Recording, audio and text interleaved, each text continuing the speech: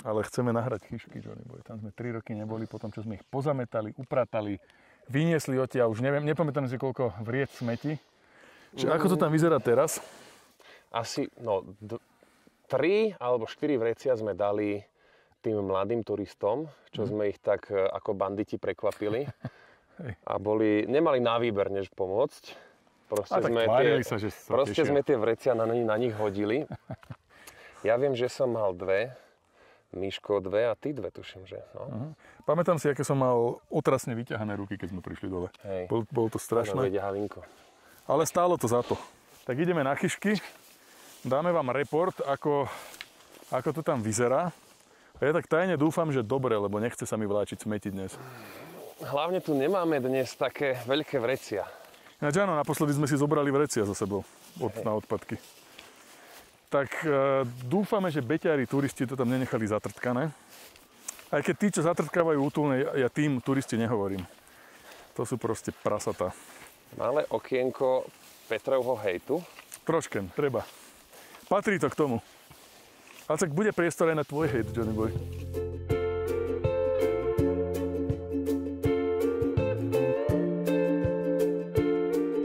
Ejo.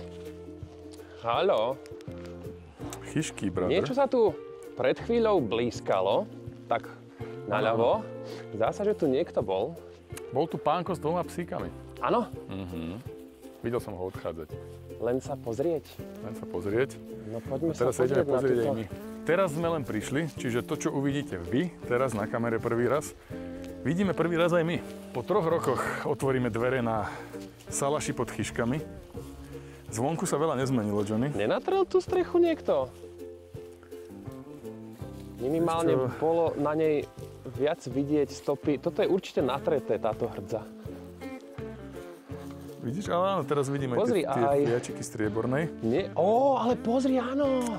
Niekto spravil trošku refresh dverám a pálili tú lepku nejakú. Áno, aj lepka nad dverami má ešte viac za sebou, ako keď sme tu boli naposledy. Aj tam, pozri sa, tam sú nejaké podpory. Tieto laťky vyzerajú nové. Chlapček, poď sem. Chyšky dostali lásku. Ale áno. Zvonka je vidieť, aj komín vyzerá, že je nový, brado. Áno, pozri sa, jasné, jak je. No, tak toto dobre, je veľmi dobrá správa. Dobre, že sme prišli. Prosím ťa, Johnny Boy, otvor dvere. Veľmi dobrá správa. Počkaj, je to pevné. No jasné. Pecka, kamaráde. Fúha. Tak toto je výborné. Nádhera. Veľmi sa teším, že ten saláš je v takomto stave. Pozri, dvere, paráda, dokonca je tu stoličky, no bež nakúknuť dnu. Áno. Nejaké tesnenie stropu. Pecka. Tak toto sa veľmi teším. Z diaľky to vyzerá o dosť lepšie, ako keď sme tu boli naposledy. A toto je nádhera. Ešte dokonca aj to na tom strope je hydroizolácia. Stolík je nový, evidentne je nový. Aj piecka musí byť. Aj piecka je nová. Samozrejme piecka, aj komín. Stoličky, je tu čisto, je tu fakt čisto. Tuto sa niekto o to chodí starať. Áno, Aj tie madrace, pamätáš sa, aké boli, keď sme tu boli naposledy? Áno.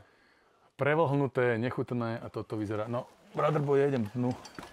Ak mi to ruksak umožní, samozrejme. Ale asi neumožní. Ale áno, ja ťa stlačím. Ďakujem. Takže stojí to za to, ísť sem predsa len dnu.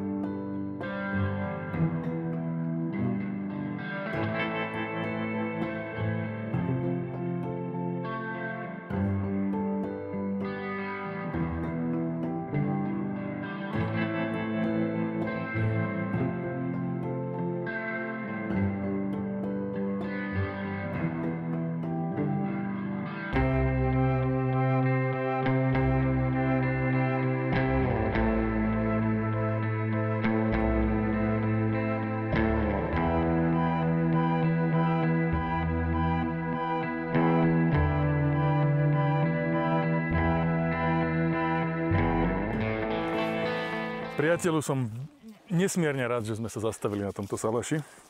A ešte nesmiernejšie ma potešilo, v akom je v stave. Áno. Fantázia. Áno. Spravujú ho, teda aspoň nálepka pod sponzorom salašu pod Chyškami sú Klub veteránov Orava, ak si dobre spomínam. Majú tam aj takúto cedulku informačnú, kde žiadajú nás, turistov, ľudí o pomoc, pretože už nemajú veľa síl, ale chlapci a dievčatá z tohto klubu, ktorí sa o to staráte, neviem ani slovami vyjadriť tú vďaku pre vás, že ste to dostali do takéhoto stavu. Ten salaš vyzerá na nerozoznanie od toho, keď sme tam naposledy boli. Je to tak. Človek sa tam pohodlne, v teplúčku, plnohodnotne vyspí.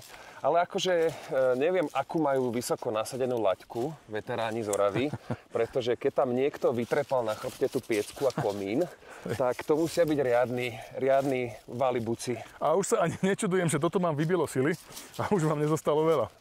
Lebo to musel byť masaker, ale naozaj je tam čisto, je to zaizolované, je tam spomínaná funkčná piecka.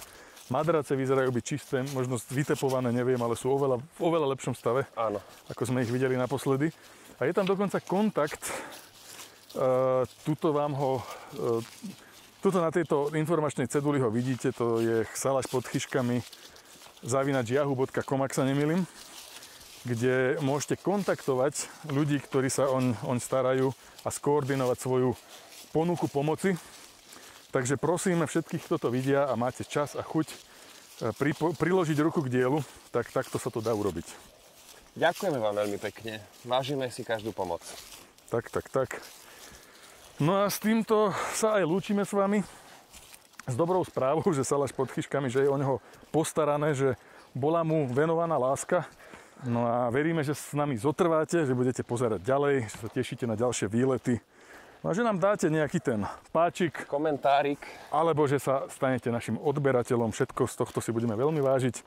No a my sa vidíme na ďalšom výlete spoločnom. Ahojte. Čaute.